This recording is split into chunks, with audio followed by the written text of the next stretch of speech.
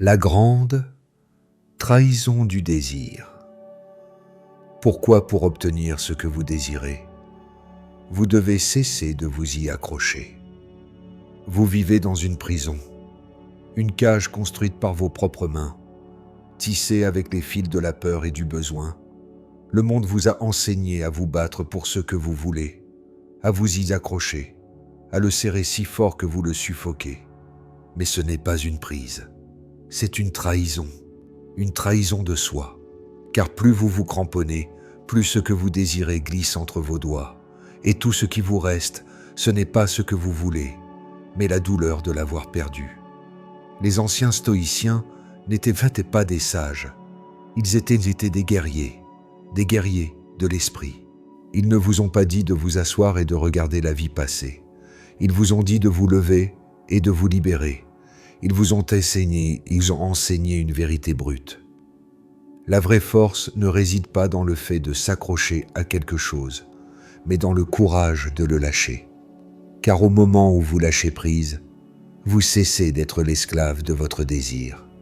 Vous devenez un maître. Et cette vidéo est votre guide pour comprendre ce paradoxe. Un guide pour comprendre pourquoi il est nécessaire de lâcher prise si vous voulez vraiment quelque chose. Et comment l'attirer à vous avec une sérénité intérieure, en accord avec la sagesse brutale du stoïcisme, le malédiction de l'attachement. C'est l'un des paradoxes les plus violents de la vie. Plus vous vous y attachez désespérément, plus vous perdez. Cette emprise obsessionnelle, cette poigne de fer, va à l'encontre de l'ordre naturel des choses. C'est la nature qui nous a donné des saisons, des marées, des naissances et des morts.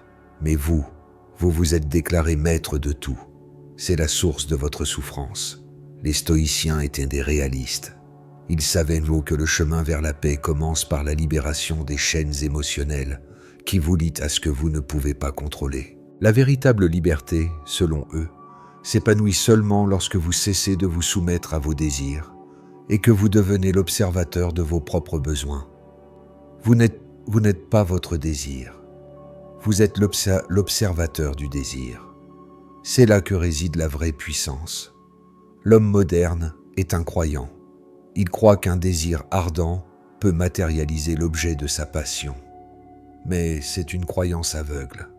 Une croyance qui contredit le principe stoïcien fondamental de vivre en harmonie avec la nature. La nature vous enseigne que chaque chose a son temps et son lieu. Vous ne pouvez pas forcer une fleur à s'épanouir avant l'heure. Peu importe à quel point vous serrez une graine dans votre main, votre volonté ne peut pas accélérer sa croissance. C'est ici qu'intervient l'idée stoïcienne clé. Si quelque chose est destiné à être, cela arrivera. Si ce n'est pas le cas, le désir ne fait qu'engendrer la souffrance. Marc Aurèle, un guerrier en toge, l'a dit: si quelque chose t'appartient, laisse-le te trouver lui-même. Si cela ne t'appartient pas, il est inutile de le désirer. Cette approche n'est pas une résignation passive, c'est une forme de discipline mentale qui vous rend invulnérable. S'accrocher est une tentative futile de contrôler le monde extérieur. Lâcher prise est le début de la transformation de votre monde intérieur. Et quand votre monde intérieur change, le monde extérieur est obligé de suivre. Le pouvoir de l'indifférence. Tout ce à quoi vous vous accrochez vous affaiblit. Vous liez votre existence, votre bonheur et votre paix à un objet extérieur, qu'il s'agisse d'une chose ou d'une personne. Si cet objet disparaît, votre paix intérieure s'envole avec lui. Vous n'êtes plus qu'une ruine. Les stoïciens ont toujours maintenu une profonde distance vis-à-vis du sentiment de possession. Épictète, qui a vécu en tant qu'esclave, était mentalement libre parce qu'il ne se soumettait à rien d'extérieur. Pour lui, la propriété, les gens ou le statut social n'étaient que des détails éphémères, des décorations de la vie, pas la vie elle-même. La question clé était de savoir si ces choses passagères définissaient notre estime de soi. Si la réponse est oui, vous êtes en danger. Si la réponse est non, vous êtes libre. S'accrocher n'est pas seulement un acte physique. S'accrocher à une idée, au passé, au regret ou à une opportunité est également une forme de captivité mentale. C'est une prison que vous construisez pour vous-même. Lâcher prise, comme le soulignaient les stoïciens, n'est pas de l'indifférence. C'est une véritable prise de conscience. En lâchant prise, vous ne brisez pas seulement votre attachement aux choses, vous réévaluez le sens que vous leur attribuez. À ce moment-là, vous commencez à voir la différence entre la possession et l'être. Lorsque vous ne permettez pas à vos possessions de vous définir, leur impermanence ne vous effraie plus. C'est pourquoi l'esprit stoïcien trace une ligne claire entre le désir de quelque chose et la dépendance à son égard. Vous pouvez désirer quelque chose, mais son échec ne doit pas vous abattre.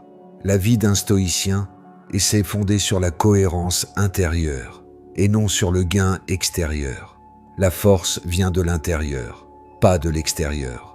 La révolution du lâcher-prise. Plus vous désirez quelque chose, plus vous devez vous en éloigner. Pourquoi ?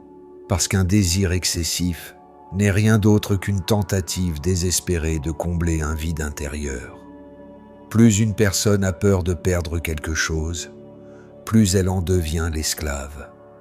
Vous n'êtes pas libre si vous avez peur de perdre. Lâcher prise n'est pas une perte, c'est un soulagement. C'est une libération de tous les fardeaux, une purification de l'esprit et une acceptation de l'existence telle qu'elle est. Car, selon les stoïciens, ce qui vous détruit vraiment, ce n'est pas ce que vous perdez, mais la peur de le perdre. C'est la peur qui vous ronge de l'intérieur. Chaque fois que vous essayez de retenir ce qui ne vous appartient pas, vous vous aliénez. Vos peurs commencent à parler à la place de votre voix intérieure. Les désirs obscurcissent la raison, et une raison obscurcie ne peut pas prendre les bonnes décisions. C'est pourquoi le stoïcien recherche la paix. La sérénité ne vient pas de ce que vous possédez, mais de ce que vous pouvez lâcher. Rien de ce que vous possédez ne vous rendra éternellement heureux, mais tout ce que vous lâcherez vous rendra un peu plus libre. La paix que vous cherchez à l'extérieur surgit en réalité lorsque vous vous débarrassez du superflu à l'intérieur. Sur ce chemin, lâcher prise n'est pas abandonner, c'est choisir. Vous ne pouvez pas décider de ce qui entre dans votre vie, mais vous pouvez choisir comment y réagir. C'est la véritable vertu. La plus grande vertu du stoïcien est d'accepter ce qui est tel qu'il est et de se détourner patiemment de ce qui n'est pas ainsi. Par conséquent, si vous désirez vraiment quelque chose, ne laissez pas cela devenir un obstacle à votre liberté intérieure. Lâchez prise. Si c'est vraiment votre chemin, cela reviendra à vous. Et quand cela reviendra, vous n'en aurez plus autant besoin, car au lieu d'être comblé par cela, vous aurez appris à être avec cela. C'est l'un des secrets les plus profonds de la vie stoïcienne. Vous n'êtes plus redevable à rien qui ne vous appartient pas, et rien de ce qui est à vous ne vous quitte jamais. La liberté d'Épictète. L'enseignement d'Épictète redéfinit la notion de liberté. Pour lui, la vraie liberté n'est pas l'indépendance par rapport aux conditions extérieures, c'est la maîtrise du monde intérieur. Car les chaînes qui s'y asservissent l'homme se trouvent souvent dans son esprit, et non à ses poignets. Épictète est né esclave. De l'extérieur, sa vie semblait limitée. Il obéissait aux ordres, vivait dans la dépendance et ne semblait pas pouvoir prendre de décision par lui-même.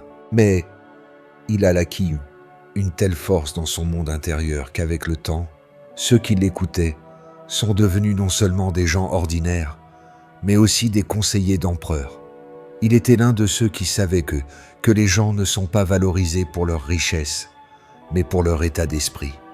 Son approche du stoïcisme n'est pas une fuite de la souffrance, mais une tentative de connaître la sagesse qui lui est inhérente.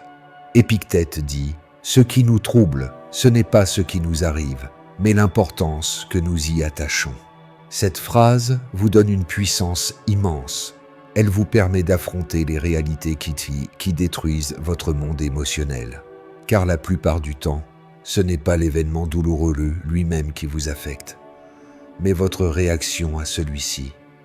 La pauvreté ne rend pas un homme malheureux, mais l'affronter avec un esprit obsédé par le besoin de richesse mènent à l'effondrement intérieur. De même, des événements tels que le rejet, la tromperie et le mépris ne sont pas des tragédies en soi. La tragédie survient lorsque vous percevez ces événements comme un échec personnel. C'est là que réside l'enseignement fondamental d'Épictète.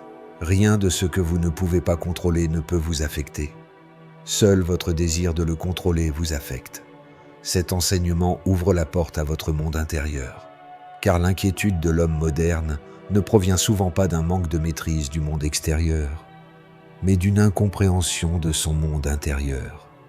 Il manque toujours quelque chose. L'intégrité recherchée se trouve à l'intérieur et non à l'extérieur. Épictète conseille d'être et non de posséder. Il sait aussi que la richesse, le pouvoir ou la beauté sont éphémères. L'homme qui s'accroche à ces choses est également conscient de leur nature passagère.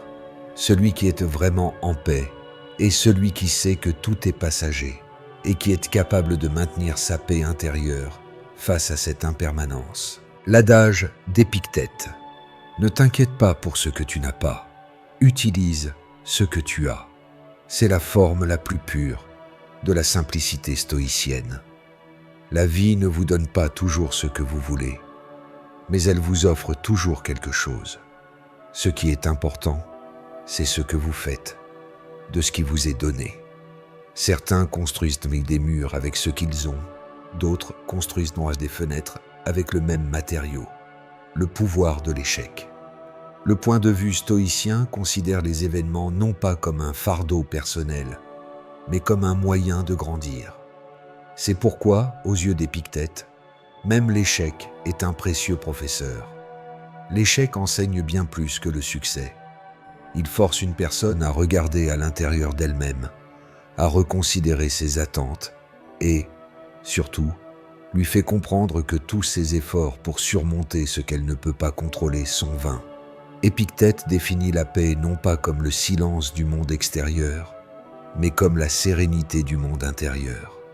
Celui qui est capable de rester calme même dans l'environnement le plus bruyant est vraiment puissant, car les influences extérieures ne peuvent pas l'atteindre.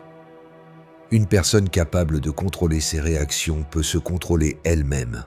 Une personne qui se contrôle elle-même commence à contrôler sa vie.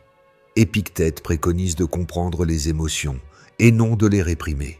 Des émotions comme la peur, la colère et la jalousie s'intensifient lorsqu'elles se sont réprimées. Mais lorsqu'elles sont confrontées à une conscience observatrice, elles perdent leur force avec le temps. Pour un stoïcien, rien de ce qui arrive à une personne n'est absolu. Tout prend un sens à travers le prisme de la raison. La paix n'est pas atteinte par l'organisation du monde extérieur, mais par la clarté de l'esprit. La philosophie d'Épictète vous pose la même question en toutes circonstances. Est-ce en ton pouvoir? Si la réponse est non, lâche prise. Lutter contre cela ne fait que détruire votre monde intérieur. Si la réponse est oui, alors la responsabilité commence. La façon dont vous utilisez ce que vous avez défini votre caractère. Lorsque vous pouvez séparer ces deux sphères, vous savez sur quoi vous devez intervenir et ce que vous devez ignorer. Selon Épictète, l'esprit est susceptible d'être éduqué. Il grandit à partir de ce que vous lui donnez. Suggérez la peur et il fera grandir la lâcheté. Suggérez la patience et il fera grandir l'endurance. Par conséquent, la paix intérieure n'est pas un don, mais un effort. Si vous pouvez percevoir les petits désagréments que vous rencontrez dans votre vie quotidienne comme un terrain d'entraînement, vous pourrez affronter des souffrances plus graves avec la même résilience. Le stoïcisme n'enseigne pas à rejeter la douleur, mais à y faire face. Car ce n'est pas la douleur elle-même, mais la réaction à celle-ci qui détermine votre destin. C'est ce qu'enseignait Épictète. La paix ne vient pas d'une vie facile, elle vient de la capacité de maintenir l'équilibre en toutes circonstances. Si un jour vous perdez tout, il ne vous restera que vous. Plus ce vous est développé, plus vous êtes résilient. Par conséquent, pour celui qui suit la voie d'Épictète, La paix n'est pas un objectif lointain, c'est un état qu'il peut porter en lui à tout moment. Et le premier pas vers l'atteinte de cet état est de lâcher prise sur ce que vous ne pouvez pas contrôler. Car plus vous lâchez prise, plus vous devenez léger. Et plus vous devenez léger, plus vous pouvez avancer. Et au fur et à mesure que vous avancez, vous réalisez que vous avez atteint l'objectif désiré. La paix intérieure a toujours été avec vous. Le désir transformé. Le désir est une impulsion puissante, inhérente à la nature humaine. C'est une aspiration qui vous permet d'évoluer, d'explorer et de créer dans la vie. Mais si elle n'est pas maîtrisée, elle peut se transformer en une tempête qui vous emprisonne et perturbe votre équilibre intérieur. Le stoïcisme ne nie pas le désir. Au contraire, il cherche à le comprendre et à le transformer. Du point de vue des stoïciens, le véritable désir de quelque chose est un état de conscience beaucoup plus profond que le désir superficiel. Cette citation de Marc Aurèle résume le mieux cette idée. Il ne faut pas désirer que quelque chose se produise, mais désirer qu'elle soit accomplie vertueusement. Si ce que vous désirez vous nuit, vous aliène de votre essence ou vous rend plus dépendant, ce désir n'est plus un outil de croissance, mais une chaîne qui vous lie à votre liberté intérieure. Le véritable désir doit être orienté vers ce qui vous remplit et vous donne du pouvoir. Selon les stoïciens, si le désir vous enferme en vous-même, obscurcit votre esprit et vous rend constamment dépendant de facteurs externes, peu importe à quel point il peut sembler grand ou significatif, car ce qui vous profite vraiment, c'est ce qui vous familiarise avec vous-même sans vous éloigner de vous-même. Désirer ce que l'on désire ne signifie pas que cela vous définit. Au contraire, cela signifie que vous l'abordez avec la conscience que malgré le désir, vous pouvez être prêt à le perdre. Une telle attitude exige non seulement une maturité émotionnelle, mais aussi une maîtrise spirituelle. Le désir naît souvent d'un sentiment de manque. Les gens désirent ce qui, selon eux, leur manque.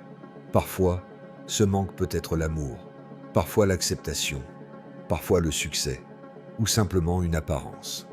Cependant, le stoïcisme enseigne qu'en prenant conscience de ce sentiment de manque, le désir peut se transformer en une saine motivation. Vous devez être capable de vous demander « Ce désir est-il vraiment le mien ? Ou reflète-t-il la société, ma famille, d'anciennes blessures ou mon ego ?» Ce que vous voulez vraiment doit venir de votre voix intérieure. Un désir formé par une pression extérieure ne vous satisfera pas, même lorsque vous atteindrez votre objectif. La discipline stoïcienne vous apprend à canaliser le désir. Elle ne vise pas à le réprimer, mais à le transformer. Car, comme toute émotion réprimée, le désir reviendra tôt ou tard, cette fois plus fort et plus destructeur. Il est donc important de reconnaître le désir, et non de le fuir. Il est facile de le suivre, mais s'y efforcer sans comprendre où il mène, ne fait que vous condamner à dériver davantage. Le véritable désir commence par le renoncement à essayer de contrôler le résultat. Le stoïcisme montre comment atteindre la paix en distinguant ce que vous pouvez contrôler et ce que vous ne pouvez pas. Il ne suppose pas que le résultat souhaité viendra à vous, mais que vous développerez un état d'esprit qui y est propice. En d'autres termes, il ne s'agit pas tant d'atteindre l'objectif que de la personne que vous devenez en chemin. Par exemple, désirer le succès est naturel. Mais si vous renoncez à votre estime de soi, à vos principes et à votre équilibre intérieur sur le chemin du succès, votre objectif n'est pas le vôtre, le pouvoir du vrai désir. Pour les stoïciens, le véritable désir n'implique pas d'attachement. Par conséquent, le véritable désir porte également en lui la force de lâcher prise.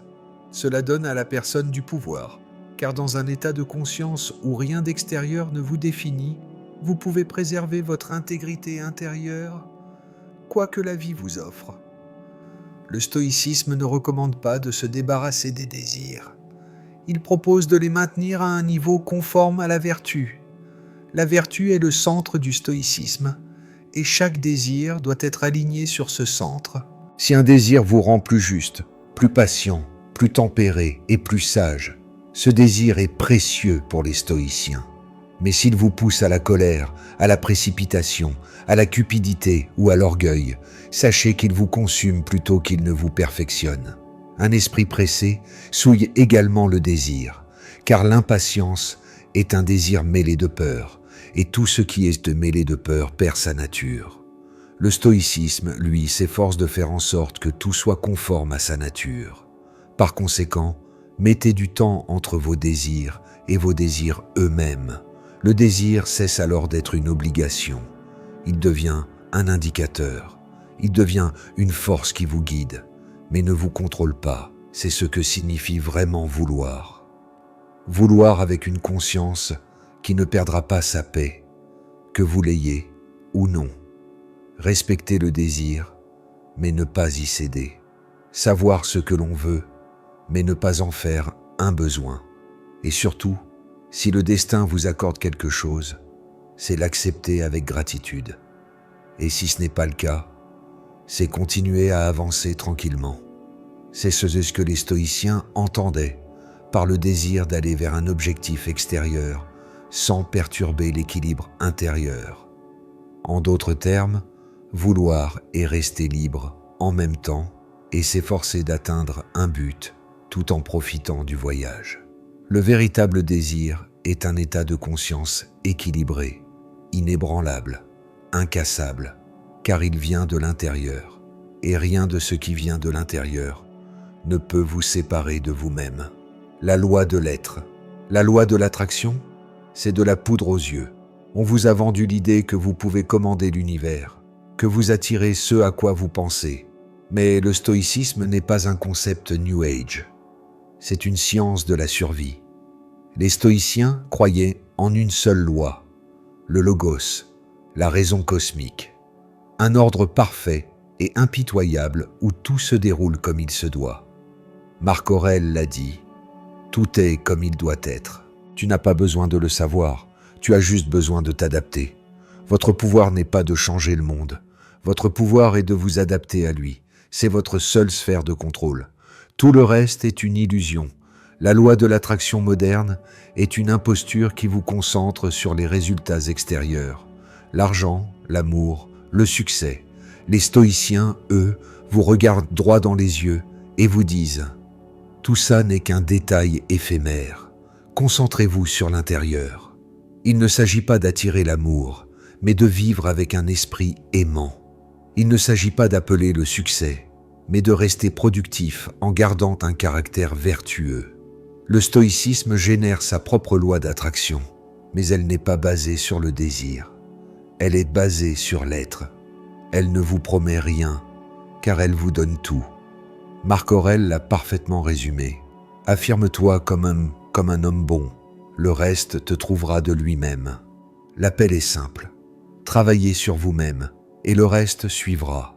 La loi de l'attraction dit « Aie l'intention, ressens, lâche prise et attends ». Le stoïcien vous répond « Connais ta sphère de contrôle, fais ce qui est nécessaire et ne t'attache pas au résultat ». Le stoïcien a une intention, mais elle n'est pas souillée par le désir. Il ressent, mais ce sentiment est lié à la vertu, pas au résultat. Il lâche prise, car il sait que l'attachement était la source de la souffrance. Et il n'attend rien, car il se concentre sur le processus, pas sur le résultat. Pour lui, ce qui vient n'est pas une bénédiction, et ce qui ne vient pas n'est pas un manque. L'un comme l'autre fait partie de l'ordre naturel des choses.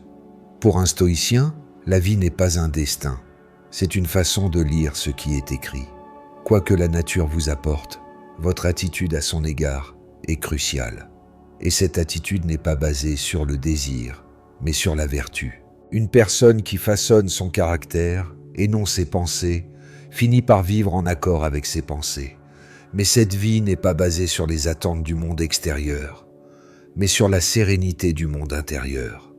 Pendant qu'un stoïcien entraîne son esprit, il n'est pas concentré sur ce que la vie apporte, mais sur sa relation avec elle.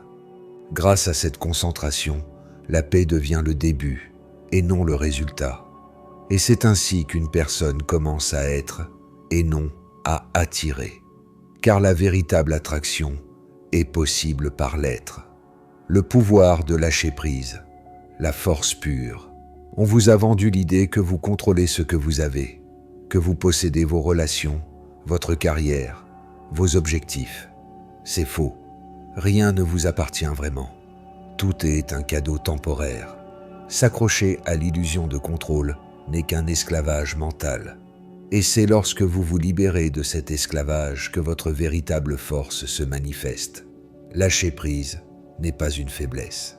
C'est la forme la plus pure de la force de la volonté. La plupart des gens pensent que s'accrocher à quelque chose est un acte de courage. Mais les stoïciens affirment que ceux qui sont capables de lâcher prise sont plus courageux. Lâcher prise n'est pas résister au flux du destin, mais cesser de lutter contre lui. Quand cette lutte est terminée, une véritable force naît du silence, qui naît de l'intérieur. Cette force ne vient pas du monde extérieur, mais de votre moi intérieur. Lâcher prise sur quelque chose, c'est briser votre attachement à cela. Ce n'est pas seulement une action, c'est un état de conscience. L'un des principes fondamentaux du stoïcisme est que l'homme perd sa liberté dans la mesure où il s'accroche à un objet, à une personne ou à un rêve. Par conséquent, lâcher prise n'est pas seulement accepter la perte, c'est l'intention de devenir libre. Pour celui qui agit avec une telle intention, les chaînes des désirs, des attentes et des conséquences se brisent. Il ne s'inquiète plus de ce qui pourrait arriver, car quoi qu'il arrive, il est en paix avec sa nature intérieure. Comme l'a dit Marc Aurèle, quand un homme accepte ce qui est, il acquiert la force de son âme. C'est là que réside le pouvoir de lâcher prise. Accepter ce qui est, faire face à ce qui existe sans essayer de le changer, et être capable d'affronter tout ce qui vient, en maintenant son équilibre intérieur. La confiance en l'univers. À ce moment-là, une autre dimension du lâcher-prise apparaît, la capacité de générer de la confiance, une confiance profonde en l'univers, au temps, à la nature ou à l'ordre divin. Dans le stoïcisme, cette confiance n'est pas une capitulation aveugle, c'est le résultat d'un choix conscient. L'homme qui fait son devoir et laisse le reste au flux de l'univers commence à acquérir la sagesse au sens stoïcien, car il ne se réjouit plus du résultat, mais de l'effort. Ce qu'il importe, ce n'est pas ce qu'il va obtenir, mais la façon dont il va vivre. Lorsqu'il lâche prise sur quelque chose et n'y attache plus aucune exigence, une sagesse s'installe en lui, non pas d'attente, mais de confiance en ce qui est. Cela rend la personne inébranlable, car le fait que quelque chose vienne ou reste ne définit plus son bonheur. Il a appris à se contenter de son existence. C'est ici que le principe stoïcien de vivre en accord avec la nature entre en jeu. La nature est changeante, fluide et incontrôlable. Il est donc nécessaire de s'y adapter, de suivre le courant. Et la clé de cette harmonie est de lâcher prise. Sinon, vous luttez constamment et finissez par vous épuiser. Pourquoi lâcher prise donne-t-il de la force? Parce que la plus grande source d'énergie mentale est la conscience sans division. Lorsque vous ne vous inquiétez pas du résultat, votre charge mentale sur cette chose diminue. Vous pouvez maintenant diriger votre énergie vers vous-même. Votre productivité intérieure augmente. Lâcher prise apaise l'esprit. Cela rafraîchit le cœur. Cela facilite la prise de décision, car les inquiétudes, les peurs et les idées obsessionnelles ne font pas obstacle. L'esprit du stoïcien doit être clair. Comme l'a dit Épictète, tout ce que tu as, c'est ton esprit.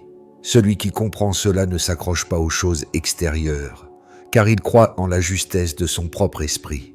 Cette croyance le mène à l'autosuffisance. Rien d'extérieur ne définit plus sa valeur. Ni l'amour d'autrui, ni le prestige d'une carrière, ni l'approbation de la société. Tout cela peut aller et venir.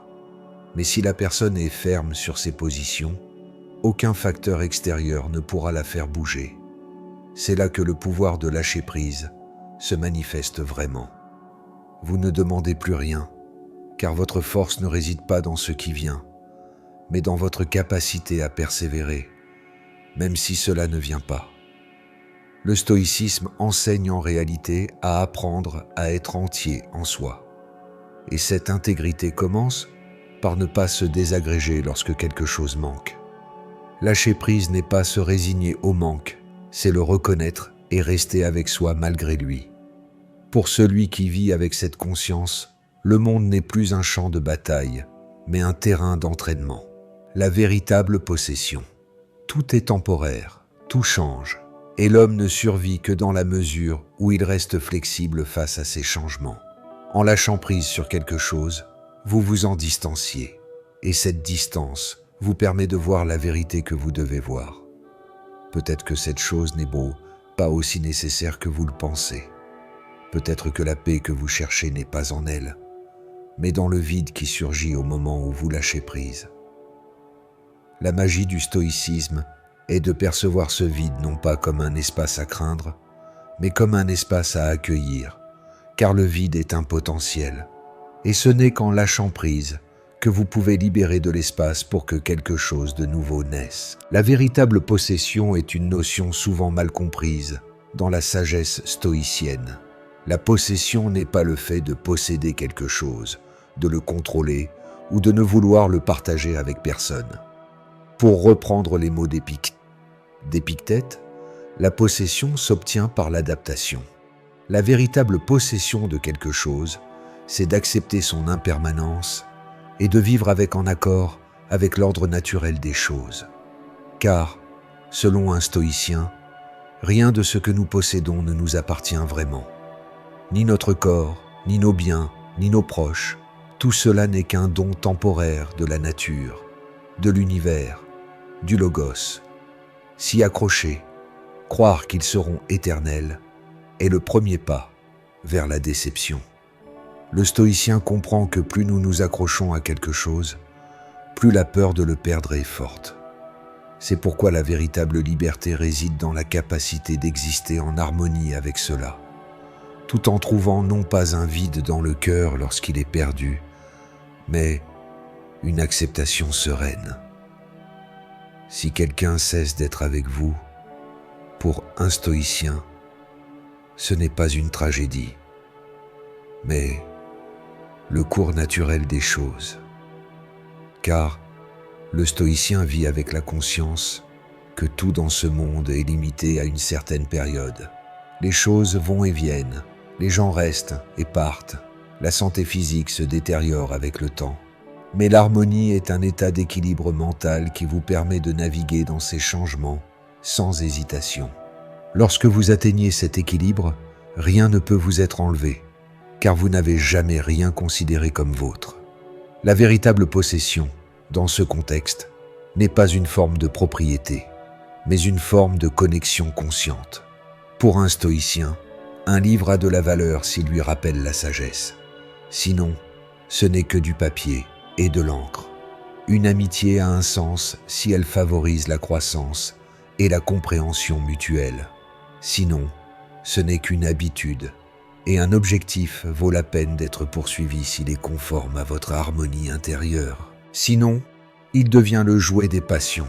Par conséquent, chaque matin, le stoïcien regarde ce qu'il a comme s'il devait le rendre immédiatement.